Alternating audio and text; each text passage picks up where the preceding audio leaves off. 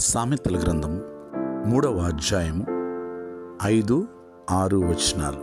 నీ స్వబుద్ధిని ఆధారము చేసుకొనక నీ పూర్ణ హృదయముతో యెహోవా యందు నమ్మకముంచుము. నీ ప్రవర్తన అంతటి అందు ఆయన అధికారమునకు ఒప్పుకొనుము. అప్పుడు ఆయన నీ త్రోవలను సరళము చేయును. ప్రియులరా, దేవుని వాగ్దాన వాక్యము చాలా సందర్భాల్లో మనము మన స్వబుద్ధిని ఆధారం చేసుకుని దేవుని యందు నమ్మిక ఉంచక మార్గము తప్పి దిగులు పడుచు నిరుత్సాహానికి గురైన సంఘటనలు అనేకములు ఉండి ఉంటాయి.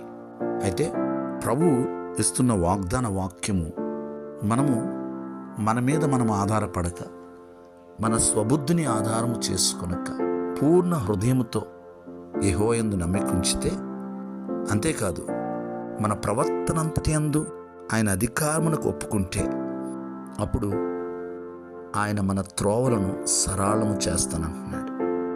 మనం ఏ త్రోవలో నడవాలో ఆ త్రోవలో నడిపిస్తాడు. అప్పుడు మనము వర్ధిల్లుతాము. ప్రార్థన. సకల ఆశీర్వాదములకు కారణభూతుడా మా దేవా, మీకు వందనాలు, స్తోత్రాలు. మీ వాగ్దాన వాక్యము కొరకే వందనాలు.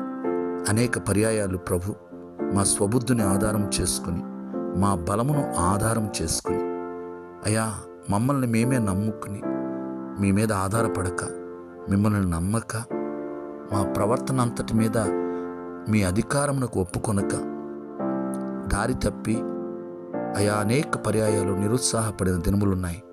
అయితే నాయనా, ఈ దినమున మీ వాగ్దాన వాక్యము కొరకే వందనాలు. ప్రభువా, మేము మిమ్మల్ని నమ్మడానికి, మీ మీద ఆధారపడడానికి, మీ అధికారమునకే ఒప్పుకోవడానికి సహాయం చేయండి. మా మార్గములను సిద్ధపరిచే దేవుడవు, సరళము చేసే దేవుడవు.